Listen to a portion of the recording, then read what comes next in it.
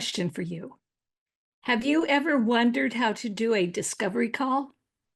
Discovery calls are the sales calls that we consultants and coaches make with potential clients. If you want to see exactly how to conduct discovery questioning that reveals the true scope of the prospect's challenges while building trust and positioning yourself as the expert solution, you won't want to miss this episode. I am demonstrating the sales process I use with Casey Jensen, founder of Point Innovations. Please welcome the brave and incredibly vulnerable Casey Jensen. I'm here today with Casey Jensen, Dr. Casey Jensen. Casey is fairly new in his journey, and he has agreed to let me take him through the process that I use when I'm doing discovery calls with potential clients. So, Casey, thank you. Welcome to the podcast. Glad to be here, AJ, and thank you so much for having me. And thank you for being a willing participant or willing guinea pig. So, Casey, I've asked Casey to take my consultant's marketing scorecard, which has given him results that tell him he's got an overall score. Score is 47, which is considered significant gaps. Even though you have some gaps, you're doing quite well on converting prospects into clients. So you are able to, once you get in a conversation with a client or with a prospective client, you are developing some skills in mastering the art of converting. But lead generation, as it's true with all self-employed consultants when they're first starting out, lead generation is the challenge. So that is probably your biggest area of gap. Let's focus on lead generation because that's where we start. If we can't generate leads and get enough prospects into the top of the pipeline, then there's no possibility of having clients come out the other end. So you said that you generate 2 to 4 qualified leads per month, and that that your lead generation is very unpredictable. It's feast or famine. Some months you may have a huge amount, other months a small amount, other months it's like, oh crap, I don't know what I'm going to do here. So that, and what I'd like to do is tell me a little bit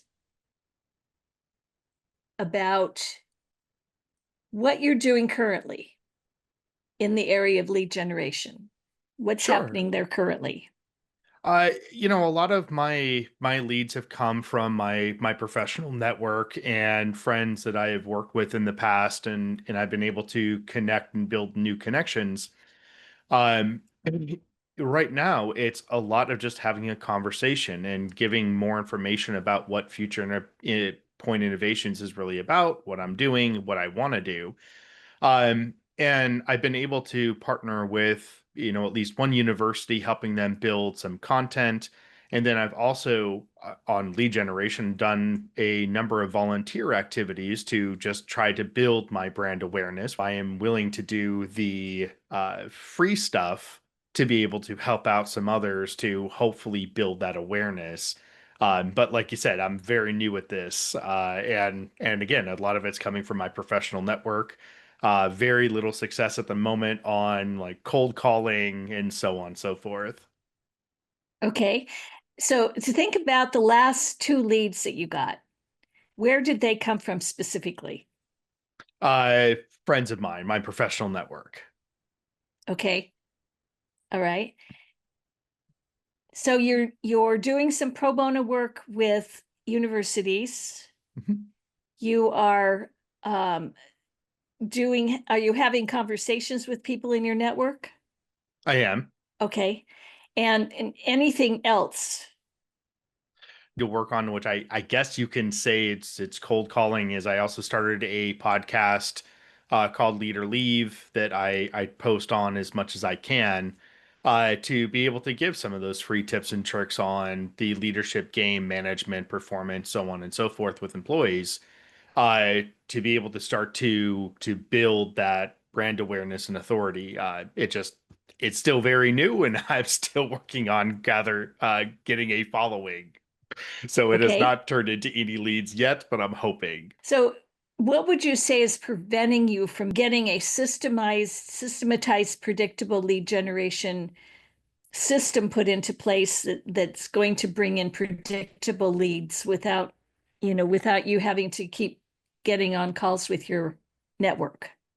So what's preventing you from making progress in that area?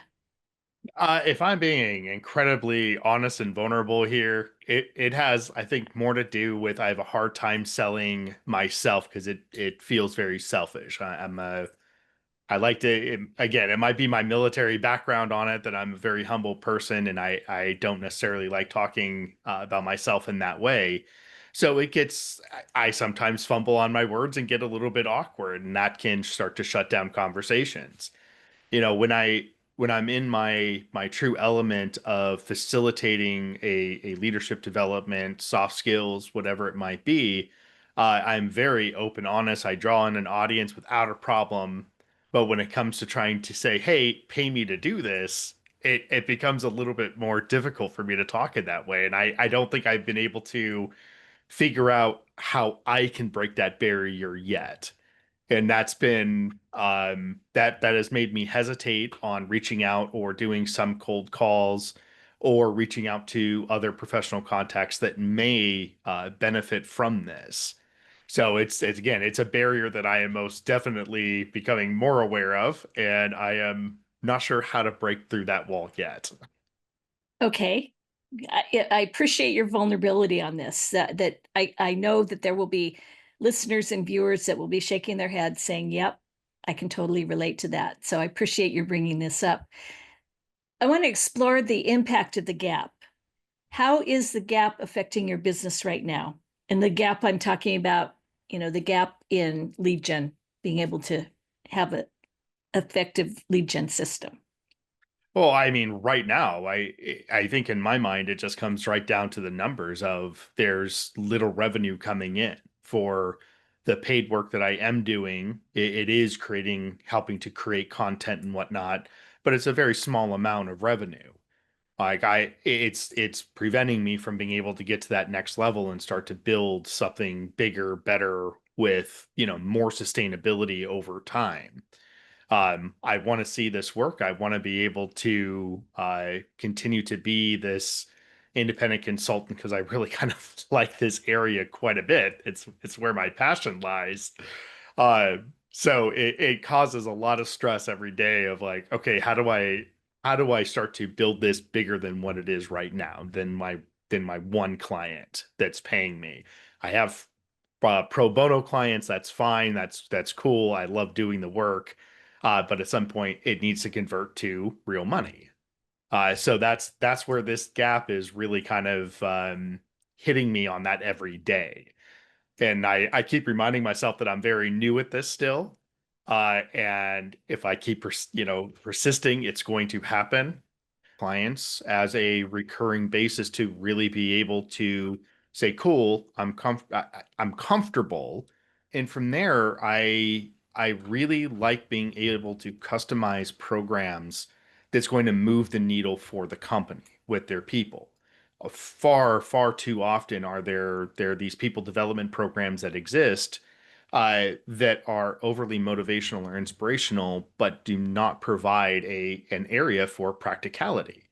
And I like to focus much more on what's practical, not under perfect circumstances. This model works. It's, hey, you have a model, or I can propose several different models, but with your company, where you're at, and where your employees are at, here's the approach to use to start truly changing that needle and getting better engagement scores, starting to get people more engaged, having better conversations, more open conversations.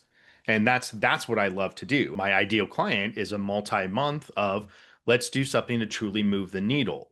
So if you could fix your lead gen problem in the next 90 days, where you're consistently bringing in, let's say, well, let's say 10 leads a month, which what impact would that have on your life and your business? Oh, significant. Like if I could have 10 leads and even if I could, I mean, quite honestly, even converting 40% of that would have a major impact on the business and being able to continue to refine the offerings and be able to continue to spend the time with my clients to be able to, again, let's move the needle for real. Let's not just walk away happy. Let's walk away with something practical that's going to matter. So Mhm. yeah, I mean, having 10 calls, 10 consultations and being able to convert at least four of those would be amazing. Okay. I want to summarize it. So the overall challenge is lead gen. But within that, there are a couple components. One is the confidence and the comfort with promoting yourself. You've got a mindset issue going on there, that and an underlying belief issue that that is kind of programmed into you, probably personality wise and also from your previous vocation. And then the other key area is that to start really defining your niche very, very narrowly so that you can talk very specifically to those people about the problems, and that so that because the key is the foundation. And the foundation includes defining your ideal client, figuring out exactly what problems, pain points you solve, and being very disciplined, because you can solve a lot of different pain points and problems, but it's narrowing in, really focusing in on one specific problem and pain point, very specific on the outcome, and quantifying the outcome. So it's ideal client, target niche definition, really laying down the problem, and then really figuring out what outcome you are going to deliver, and putting together an offer. So those are the sort of the biggest challenges. And the good news is that you are not alone. This is something that so many self-employed consultants, I would say almost universally, struggle with this problem. Give me some feedback on what you think of as I've sort of summarized the challenges. Oh, I couldn't agree more. I mean the I am absolutely stuck in the how do I sell my business without having to sell myself type thing. As well as the how and what clients am I going for versus just trying to like throw mud at a wall and whatever sticks, let's go with that route. So I've given you a pretty accurate summary of the issue. It sounds like, I mean, I know absolutely there are real opportunities to help you get traction in these areas and to kind of resolve these challenges.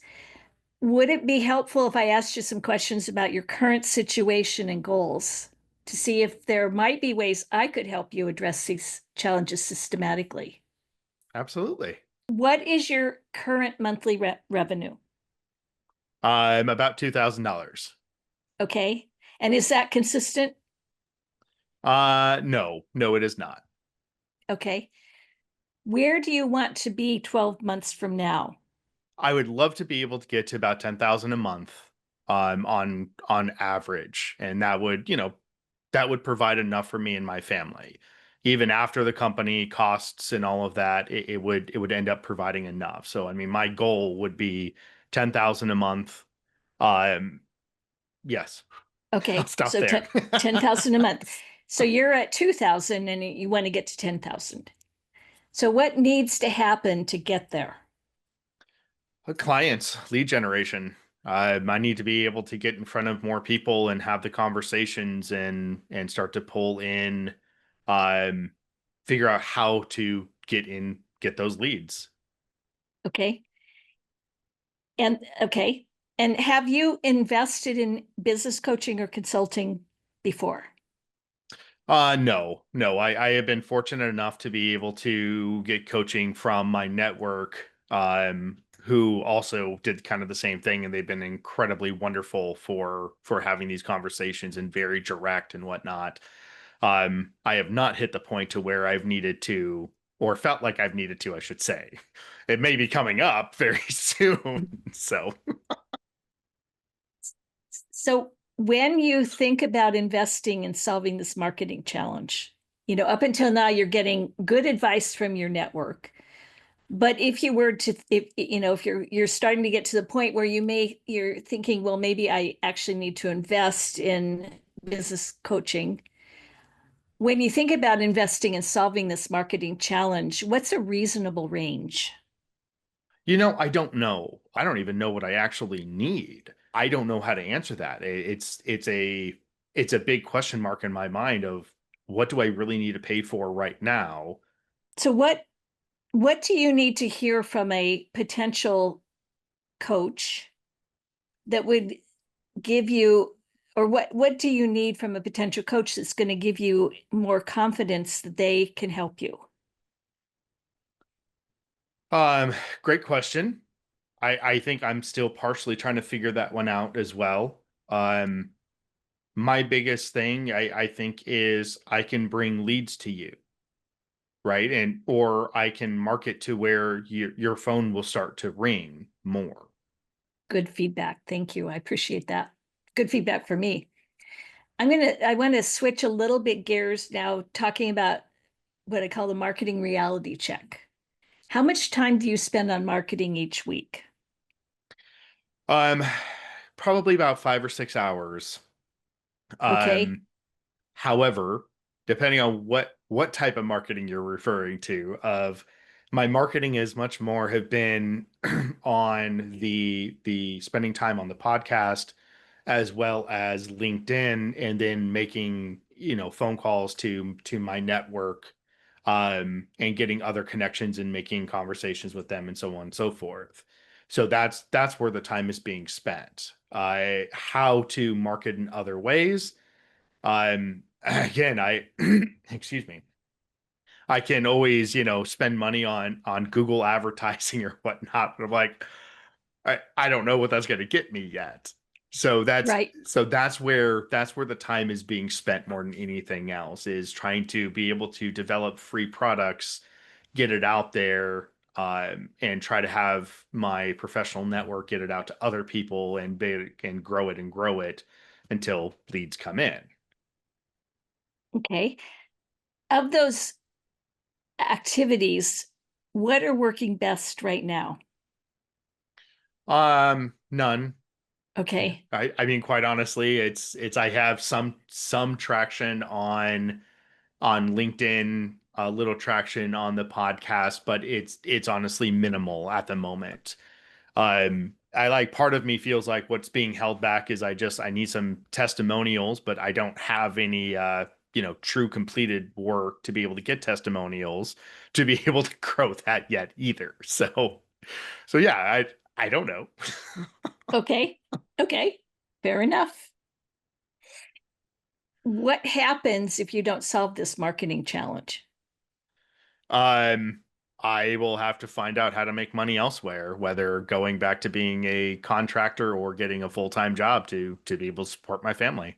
Okay. Um, I So, got young kids, so my goal is to be able to have some flexibility and be there. So, right. So this is really important. yes, it's very Yes. much so. Because I was, on a scale of 1 to 10, how urgent is solving this? I probably a solid 9 right now. Okay.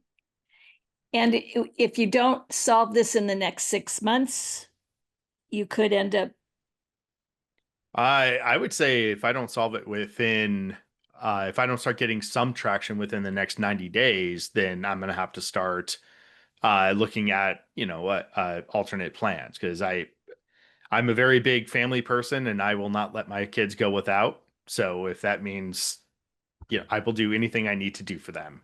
Put it that Okay. way. Okay. Good. So the timeline is 90 days. Hmm. Something's gotta happen. Yes.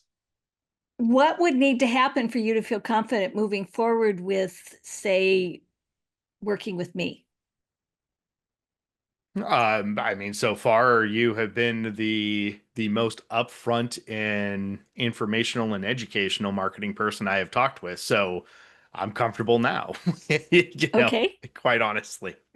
Like I mean, this isn't our first conversation, which is what has been really important to me is to be able to one connect and have somebody understand where I'm at. A lot of times when I get the marketing to sell marketing, it feels incredibly impersonal at that. Well, no, we can guarantee save. Well, you don't know what my problem is, and you're promising things you don't know. So it also turns me off on that aspect too. Like I want to build that relationship and say, cool, you understand, and now you do. Now let's move. Let's figure out what comes next. Okay. And you've identified something that is such a key difference between marketing our consulting services and the marketing that course creators, and other types of product-based companies do, is that it we market consulting is a relationship-based business. And somebody just DMing you saying I can bring you 50 leads a month is they don't have they're making a promise. They don't understand you. They don't understand your business. How could they possibly bring you the kind of leads that you need? Hmm. You That know, absolutely, and that's yeah. that's exactly what it's been. And even in the messages to where it's, hey, let's book a 30-minute meeting and talk. I'm like, well, you already told me what you offer, and it doesn't even seem like you've read anything about me before you put that out there. And most of them are automatic messages. It's like, and it's funny I get a lot of, hi, doctor. And then it just goes on in the message. I'm like, okay, you're using an automated. It's one of the only reasons why I use the DR title on my LinkedIn is it's how people are actually doing this. If they're not using my first name, then I know that it's likely some type of macro or robot, whatever is doing it. And then I'm like, not real. I'm good. I'm moving on. Eh. Yeah. So Delete the conversation. yeah, Do I'm not good. pass go. Exactly. Exactly. I do. I want to make sure that somebody understands, where I'm at, can challenge my perspectives and teach me what I don't know. I am I love my profession within HR and business consulting and so on and so forth, but what I have learned is marketing is a weak point for me. And that is something that I vastly want to learn and turn that around because quite honestly, I have to. But also my intellectual curiosity is like, well, how have I thought about this so wrong for so long? And it has more to do with like it's things that I never knew I needed to know. And that's where our conversations have been really kind of phenomenal of breaking that barrier of like, okay, I need to upskill myself as we have these conversations because I mean ultimately no one's going to do this stuff for me. It's still on my shoulders. Either I'm going to succeed or I'm going to fail. And again, so that's where I appreciate our conversations and your approach more than anything else. So Okay. So we've kind of established know, like, and trust. If I could show you a clear path to generating, let's say, consistently a minimum of 10 leads per month with a process for converting a certain percent, let's say 40, and it required an investment of $5,000 over 6 months. Is that something you'd consider? it is something I would consider.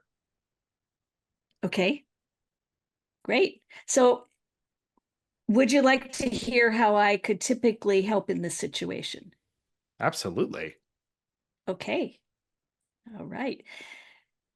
What I do is first we go, uh, you took the online assessment, so we will go deeper into that. So the first step is to do a deeper assessment of what marketing activities are worth your time and which aren't.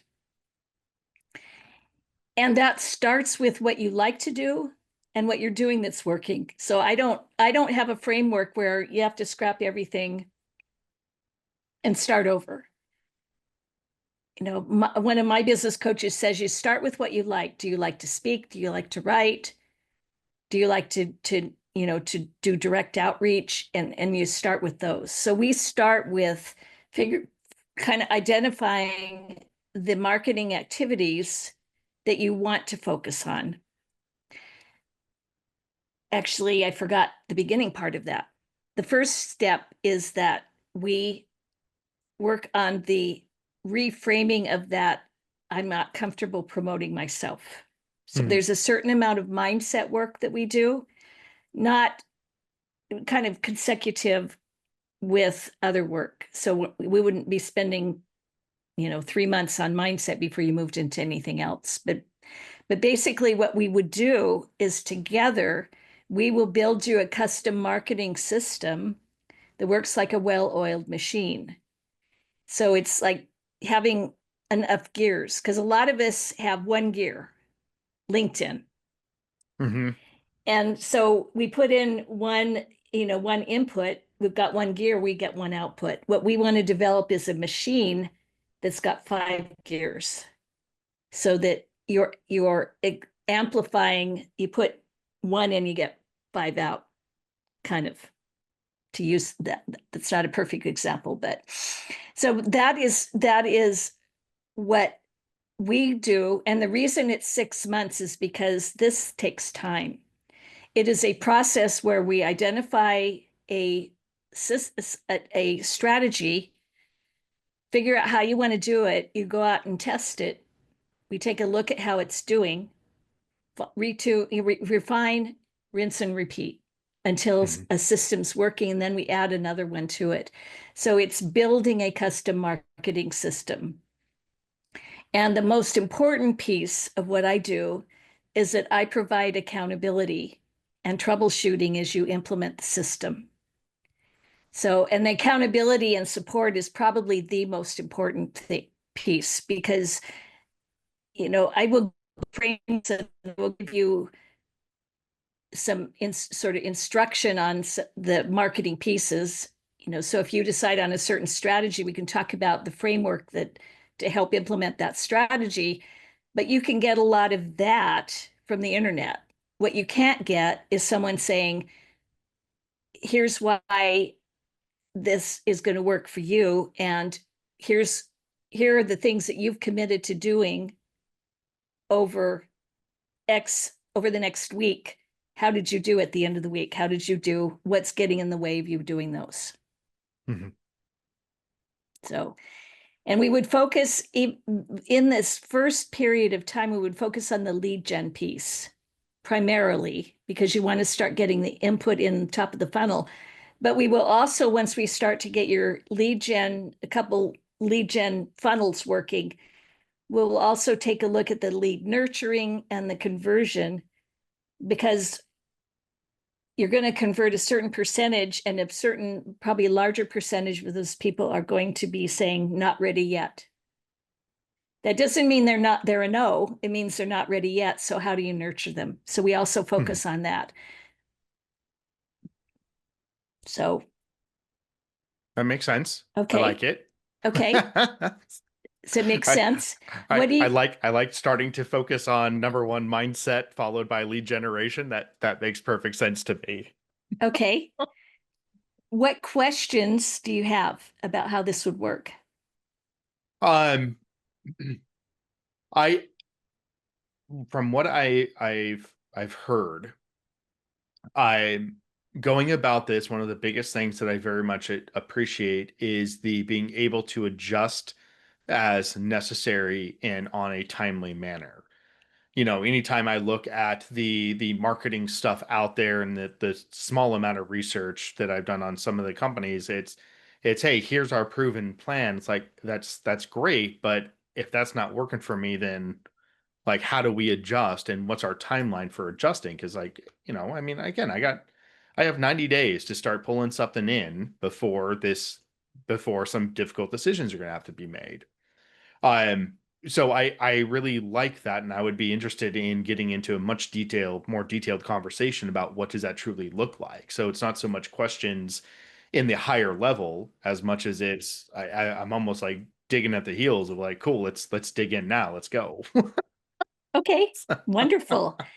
And that is where we're going to end the podcast episode, but don't go away because you and I will talk after that. But thank you for being a guest and going through this.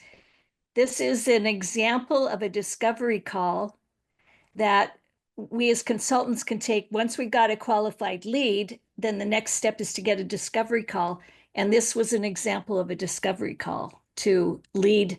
And it was a perfect example because I'm kind of sitting here dancing because the ideal out of a discovery call is, I want to know more. Tell me more. I'm ready to consider it. So thank you for being my guest today. And it's a wrap on this episode of Thriving Through. Thank you so much, AJ. I appreciate being here. And that's a wrap on this live discovery call demonstration with Casey Jensen. Here's the key takeaway I want you to remember. Discovery calls aren't about pitching your services. They're about uncovering the real pain underneath the surface problems. Uncovering the real pain under the surface problems. Notice how we didn't jump straight into solutions.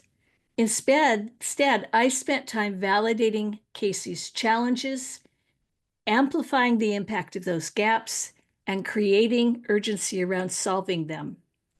That's what transforms a conversation from maybe someday to I need help now.